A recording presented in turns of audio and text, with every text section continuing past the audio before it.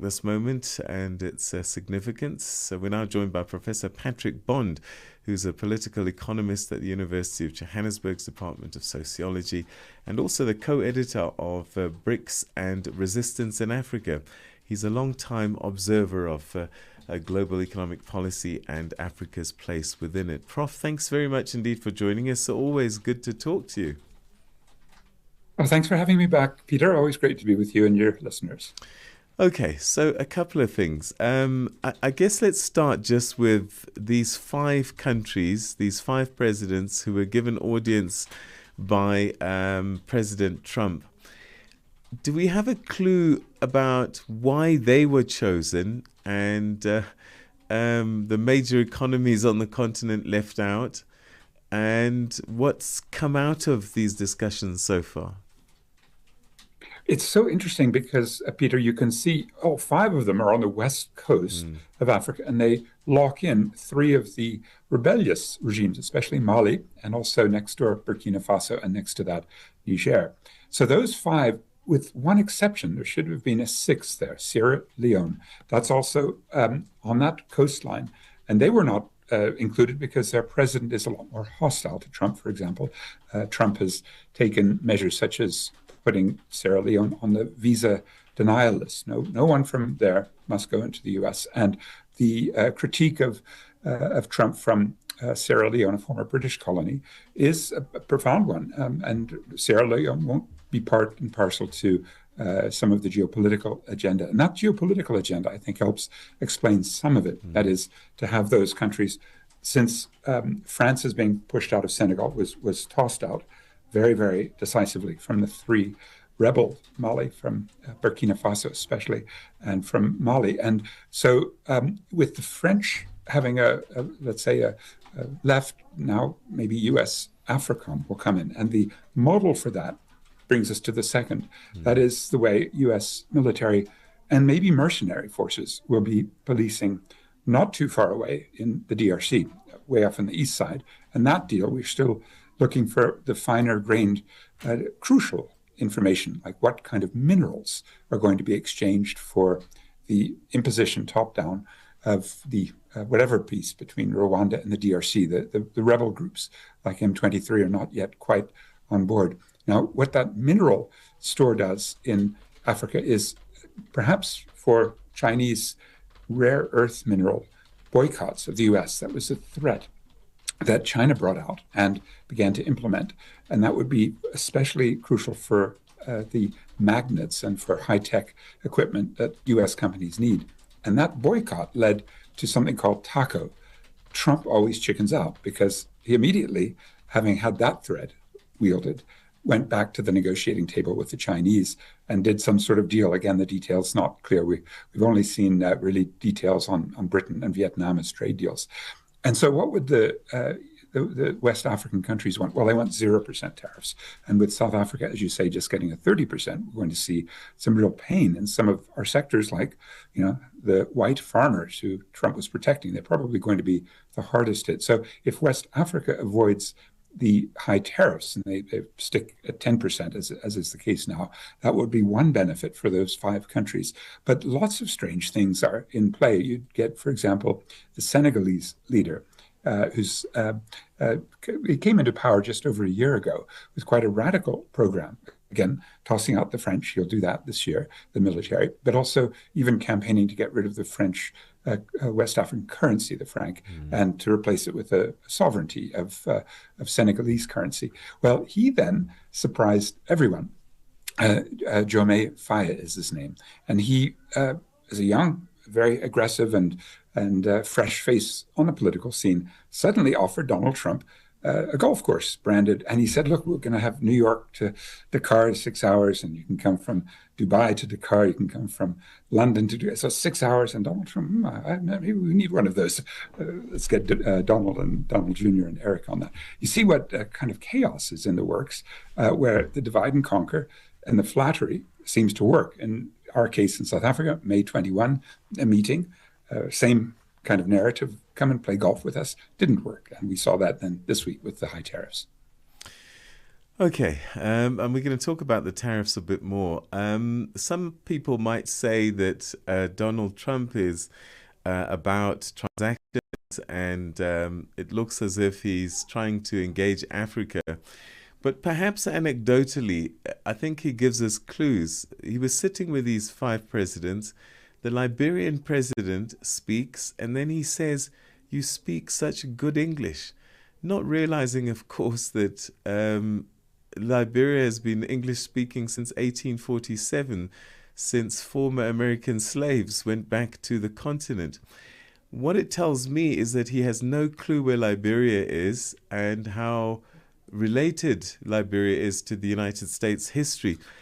Does he actually even know what his policy to Africa is? It's such a good question because Boakai, the president of Liberia, was sort of a bit taken aback, you could see, when he was asked in this patronizing way, where did you learn your English? Well, where did Donald Trump learn even his economics? It's a very interesting question because I happen to go to the same university, the University of Pennsylvania's Wharton School. And they really, I remember so well, they had one message for us all. And whether that was in 1968 when Donald Trump graduated or in 1985 when I left, I was in the master's program. And it was a very sort of silly message, but it was one that was drummed into us all the time. And it's from a film called Wall Street. It's called Greed is Good. Gordon Gekko, the star, played by Michael Douglas, is saying, we want to take and grab and steal. Now, that's the case for what I think is the trade relationships that come from this. Because if you do what we could call the natural capital accounting, that is to say, Peter, you actually assess how much you're giving up in permanent wealth from resources that are non-renewable minerals, the rare earth elements, or it might be for Senegal, they seem to have a bit of oil and gas offshore. So you give up those, you're giving up your country's future. Your future generations won't have them. And to me, that's the most tragic part of all of our discussions on tariffs, which is African countries have had a neo-colonial relationship with Europe. And then China has come in, and they're also interested in these raw minerals, and they provide back cheap manufactured goods, the way Europe and the U.S. did.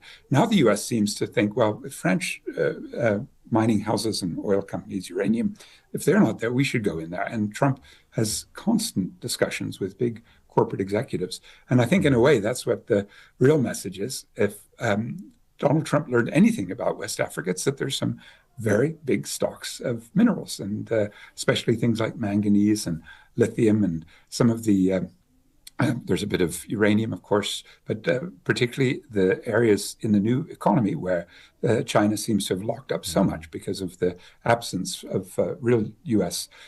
concern. The final point is, if these countries are also debt-ridden, and some of them, I mean, nearby Ghana went into default a couple of years ago, as have Zambia and Ethiopia, but many African countries now are going to be faced with a shrinkage of their foreign exchange revenues. And for many, the single biggest source was U.S. aid. And that is the case, I think, with these five. I haven't looked at each of their dependencies on U.S. aid, but the new stats this week came out in the Lancet, which is the leading medical journal, and the absolutely shocking impact of U.S. aid cuts on emergency food aid in Sudan or in AIDS medicines here in South Africa, especially in the climate resilience and climate mitigation and the loss and damage, all of those processes that are now down to zero because Trump is so hostile to these. I mean, we have much less foreign exchange in Africa to repay debt. So I'm pretty sure going to find some real stress by the time Cyril Ramaphosa hosts the G20 here in November. I'm guessing Donald Trump won't be there. And one of the key things that Ramaphosa has promised Africa, African Union, a member of the G20, we'll deal with that. We've put our best man, Trevor Manuel, on the job. And yet now it's absolutely impossible. So it's probable that these five leaders know that. And that's one of the things behind the scenes that they're talking to Marco Rubio about, which is, can the U.S. put more influence, because it's so strong in the IMF and World Bank, on some sort of debt relief in exchange for this geopolitical and mineral extractive process? What message do you think these five presidents are sending by accepting this invitation? to the White House, and also just how the conversation has played out. Donald Trump wasn't even shy to talk straight away, top line, about the country's minerals. What message are these five presidents sending out, do you think? Well, Peter, I fear that they got the original marching orders from Pretoria, by which I mean when South Africa had bowed down instead of fighting back. An example of fighting back is Brazil. Lula da Silva, the president there this week, saying, "Yeah, you put 50% tariffs on me because we're prosecuting a coup monger, Jair Bolsonaro. We'll put 50% on your goods." And in the case of Brazil and the U.S., they have a surplus there. And I think the main thing with let's say, the problems in South Africa's approach is that our president, Cyril Ramaphosa, loves to play golf. He brought a golf book. He brought two golfers and very rich white South African. They wanted to dismiss the idea of some sort of white genocide, a ridiculous myth. And so what we could hear from I'd say, May 21 outcome is it doesn't really work, and yet you should try it. And that's the dilemma for these five West African countries. They will probably find their citizens not being able to get in and out of the U.S. That's the other crucial thing, Peter, I should have mentioned, which is that the U.S. wants African countries to also be sites of deportation. South Sudan just started that process, and so I'm pretty sure that airplanes coming in, especially to the Senegalese airport, the biggest in the region, will start having more deportees from the U.S. And these are people even who might be U.S. citizens or green card holders. They may be perfectly, let's say, upstanding citizens, but the fascistic way in which deportations are going means Donald Trump is looking for somewhere far away where he can put African or, in fact, Asian and Latin Americans as well. And I suspect those five countries were more or less in agreement that they could open up their prisons for U.S. deportees the way South Sudan has. So it's a tragic mix, isn't it? So it's a way that Trump does what he does best. He divides and conquers. He's a bully. And then he's slightly charming. He wants to, as you say, do the deal. And the deal will help his mates in the big extractive industries. So you've written a fascinating article, and I'm curious about a couple of things that you said there. So let's go back to the tariff story.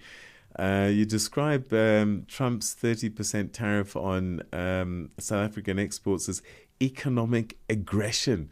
So what do you think his real intent is then? Is it trade protectionism, or is there a broader geopolitical agenda at play, perhaps? Yeah, we're all worried, of course, about the geopolitics. Number one, because South Africa sustains the case against Israel for genocide, and by implication, of course, the U.S. In the International Court of Justice. South Africa supports the International Criminal Court, which Trump and his people have said will put sanctions on those judges and prosecutors.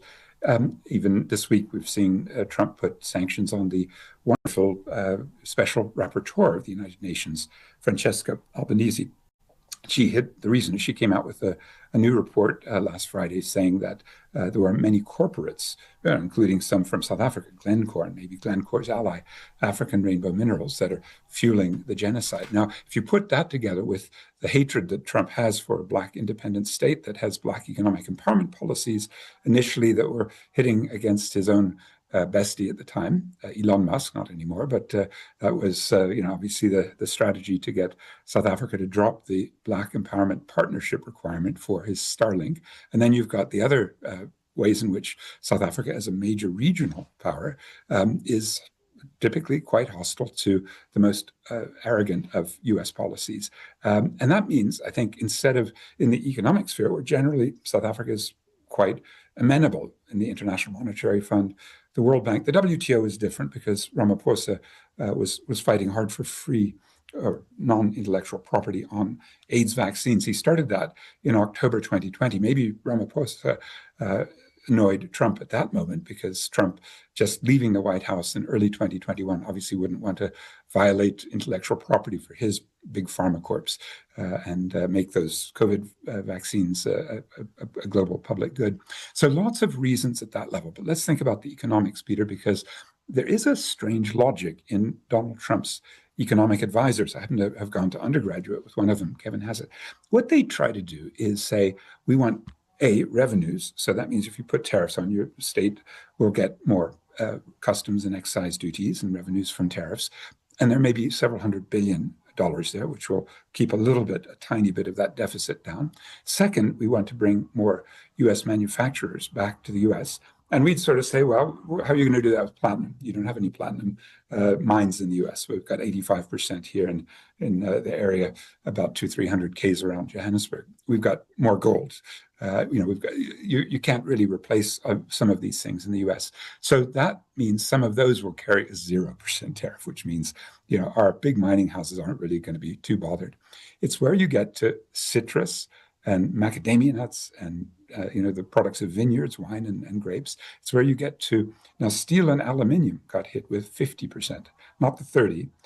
Plus, then you've got another 10% for bricks. For automobiles, it's 25%. So it's huge and very fluctuating damage that's going to be done. Will that bring the jobs back to the U.S.? Everybody sniffs at that. It takes so long to set up these manufacturing plants and even to change your global value chains. There will be some countries that do deals that will benefit. So Mexico at some point might do some sort of deal that allows it to have more access and comparative access. But I think the biggest damage that Trump is doing is to his own voters through price inflation. It's very low now, 2.5%.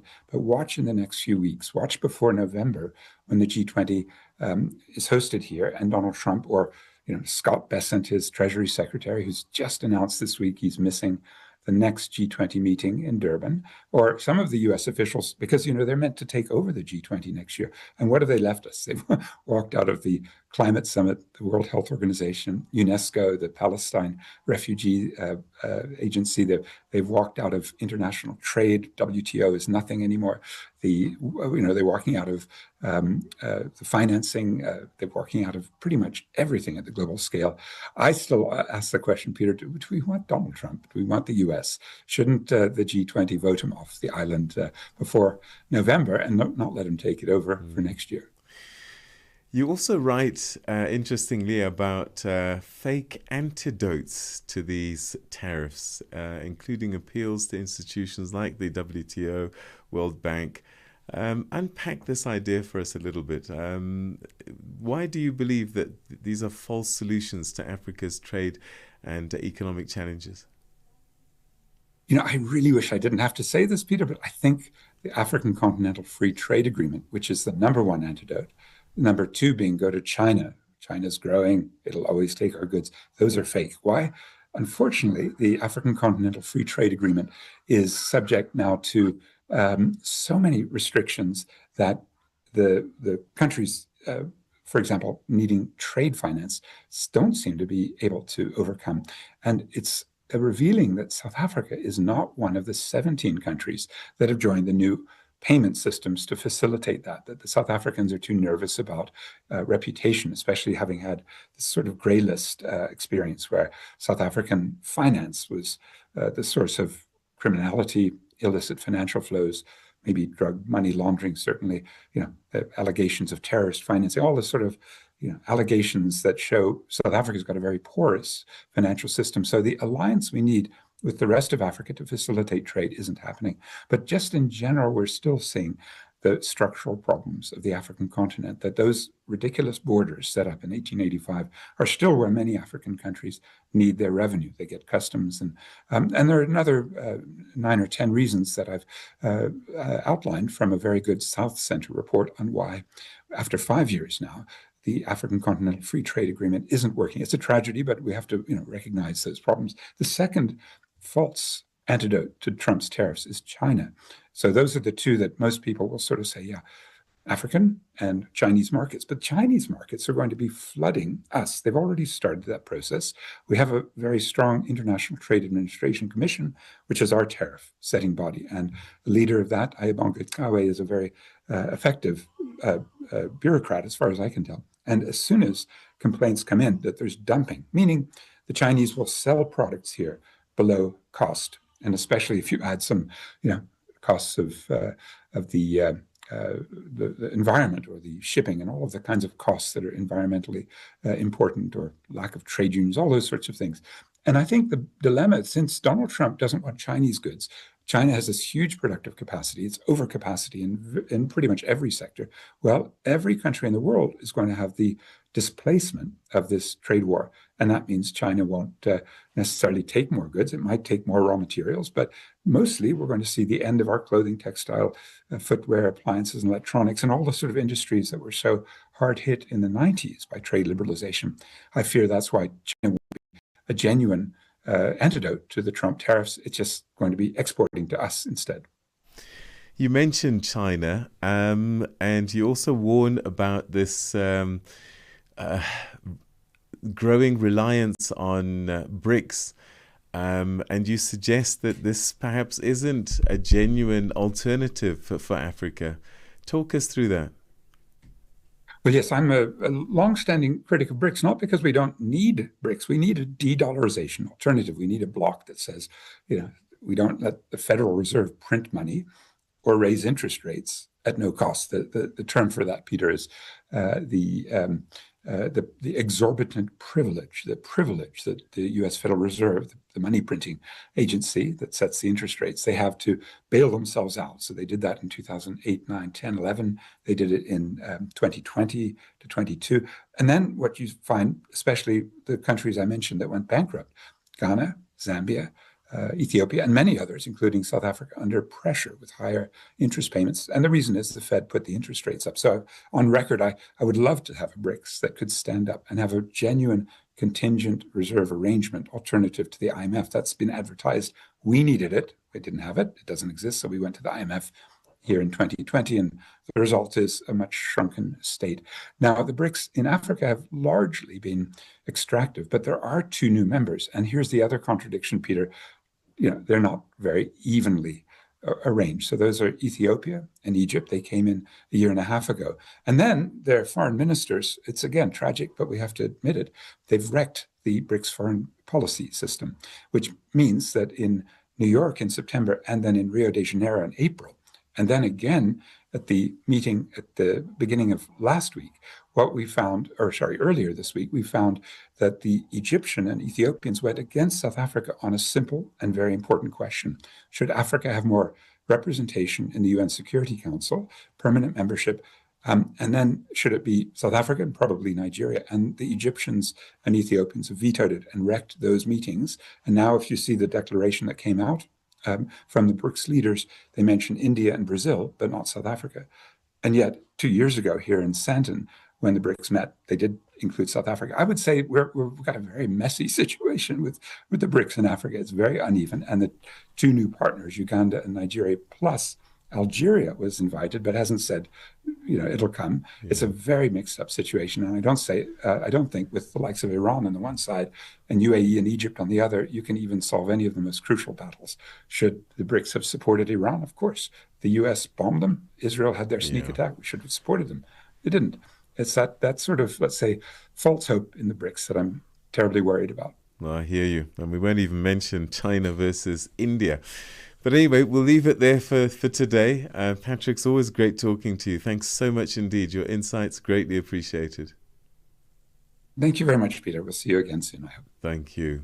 That's Professor Patrick Bond, a political economist and academic, talking us through this visit by 5 African presidents to the White House in Washington, and also the tariff scenario that's been playing out, particularly with countries like South Africa being hardest hit by, I can't think of any other word but to say Donald Trump's rage. It's 8:30.